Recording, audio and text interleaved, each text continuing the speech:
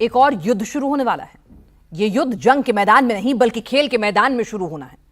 हिंदुस्तान हर मैदान में पाकिस्तान को शिकस्त देगा, इसमें तो कोई शक है ही नहीं। लेकिन खेल के मैदान की इस जंग को लेकर इस वक्त एक बड़ी बहस चल रही है। लेकिन जहां तक बात जंग के मैदान की है तो हिंदुस्तान की बड़ी तैयारी चल रही है। मैसेज एकदम क्लियर कट है, पाकिस्तान की एक गलती इस बार उसका वजूद मिटा देगी। हिंदुस्तान की सेना पाकिस्तान पर अटैक की युद्धाभ्यास में जुट चुकी है। हथियारों को नई तकनीक से धारदार बनाया जा रहा है, नए जेट्स के ऑर्डर दिए जा रहे हैं, राफेल का चक्रव्यूह तैयार हो रहा है, तो आत्मनिर्भर भारत को भी मजबूती दी जा रही है। मतलब साफ है, हिंदुस्तान इस वक्त वॉर मोड में रेडी है और अगला युद्ध आर पार का होगा। इसी पर चर्चा करने के लिए हमारे साथ खास मेहमान मौजूद हैं।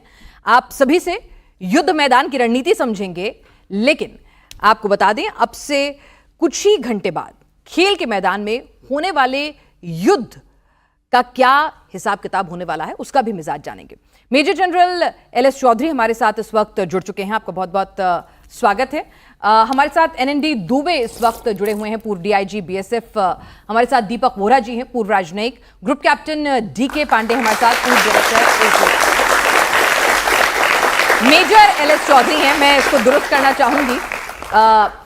तो यहां पर हम लोग युद्ध के मैदान की बात शुरू करें उससे पहले जरा जो 2 घंटे बाद वाला युद्ध जो होने वाला है ना, उस पर इन लोगों की राय ले लेते हैं।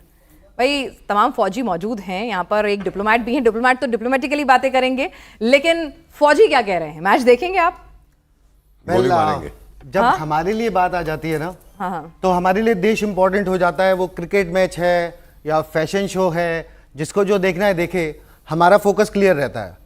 हमारा फोकस है कि हम वो चीज़ नहीं भूलते जो पाकिस्तान ने और उसके भेजे हुए आतंकवादियों ने हमारे देश में किया। हमारा खून उबाल खाता है क्योंकि हमारे देश में आके हमारे मासूम नागरिकों के साथ पाकिस्तानी आतंकवादी आके यहाँ पे कुछ भी गंदा खेल खेल के चले जाते हैं। और किसी को अगर मज़ा आ रहा है क्रिकेट या गुल्ली डंडा फुटबॉल खेलने में तो वो खेलता रहे, पर हमें मजबूर ना किया जाए कि हम भी आपकी हाँ में हाँ मिलाएं।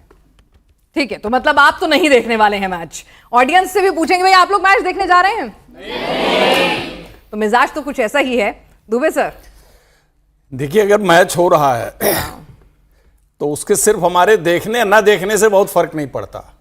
फाइनली मैच तो हो रहा है, आप अपने टीवी को स्विच ऑफ कर देंगे या ऑन कर देंगे, उससे कोई बहुत फर्क नहीं पड़ने वाला। Personally speaking, in the background of the recent tragedy of Pahalgam, मेरी इस मैच में कोई बड़ी रुचि नहीं है। बट एक बार इसी फोरम पर डिस्कस हुआ था कि आगे चल के इस मुद्दे पर क्या राय रखी जाए।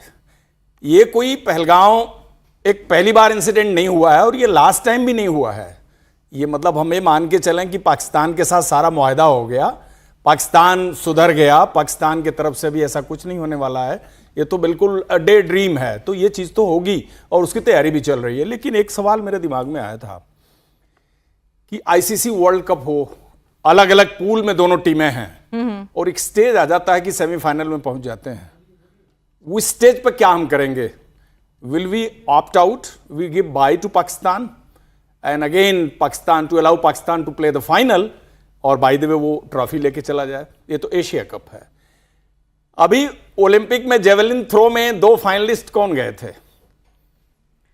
दीपक चोपड़ा के साथ कौन था? नीरज चोपड़ा के साथ। हाँ, ये कुछ एक सवाल हैं कि क्या आप इंटरनेशनल ओलंपिक है, आईसीसी है, वर्ल्ड कप है, ऐसे फोरम पे अगर ये कॉम्पिटिटर्स या टीमें एक फाइनल लीग तक पहुंचती हैं तो what should be their call? ना खेल के ट्रॉफी उन पाकिस्तान को देना या कॉम्पीट करके पाकिस्तान को रगड़ के मैदान में वैसे ही हराना जैसे कि हमने अभी ऑपरेशन सिंदूर में हराया है? ये 2 में एक विकल्प है। ये आपके ऊपर मैं सवाल छोड़ता हूं कि इसमें क्या होना चाहिए। इसमें थोड़ा ओपिनियन बंटा हुआ है। ये कहते हुए मैं इस बात को भी सपोर्ट कर रहा हूं कि personally speaking I am not interested in such match, I am not going to see it. चलिए, तो आप भी मैच नहीं देखने वाले हैं। जरा डिप्लोमेट्स के पास चलते हैं। दीपक सर, कैच 22 सिचुएशन देखें कि नहीं देखें? मैं देखूंगा कि नहीं देखूंगा वो मुझे देखना है। Thank you very much. जब भी आपके साथ आपके चैनल पर होता हूँ मुझे बहुत अच्छा लगता है।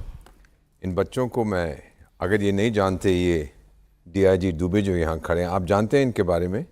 गाजी बाबा को इन्होंने 1990s में अकेले मारा था। कितनी गोलियां जिस्म में ली, 7 गोलियां अभी भी इनके जिस्म में।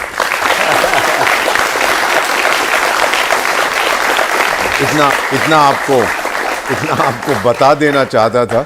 अगर ये क्रिकेट खिलाड़ी होते तो बैट लेके सर भी फोड़ देते उनका, लेकिन नहीं किया। और फिर हमारे मेजर साहब का कंधा टूटा हुआ है पूरा, because he was chasing terrorist. ये हैं भारत के जांबाज सिपाही। बेटा हम लोग डिप्लोमेसी में, कूटनीति में, भारत की कूटनीति, हम तो चाणक्य की संतान है। हम लोग कंपार्टमेंटलाइज करते हैं कि यहाँ पे ये, यहाँ पर ये, यहाँ पर ये, यहाँ पर ये। पॉलिटिकली हमने बिल्कुल संबंध खत्म कर दिए हैं उनके साथ। कमर्शियली उन लोगों ने किया था कि हम आपके साथ व्यापार नहीं करेंगे, वो आपकी मर्जी, हमारा क्या जाता है। हम तो पिस्सू से इकोनॉमी हो, मैं तो दुनिया की तीसरी बड़ी अर्थव्यवस्था हूँ। अब जो स्पोर्ट्स लिंक्स हैं, क्या ये होने चाहिए कि नहीं, इस पे बहुत बहस हुई है। बेटा आप ही का तो program, you are one of our best anchors, आपने कितनी अच्छी तरह से इसको बताया है। मेरा मानना है कि अगर हम ये कंपार्टमेंट देखें, कहीं पे कोई कॉन्टैक्ट्स हो, क्योंकि जब हम विदेशों में जाते हैं उस देश के लोगों से हम बात करते हैं, वो खुद आते हैं। यहाँ तक कि बेटा मैं तो आई वाज देयर रिसेंटली कहीं पर, और वो अपने आप को, वो लोग उस देश के आतंकिस्तान ने, क्या नाम है उसका, पाकिस्तान, सॉरी, पाकिस्तान के लोग कहते हैं,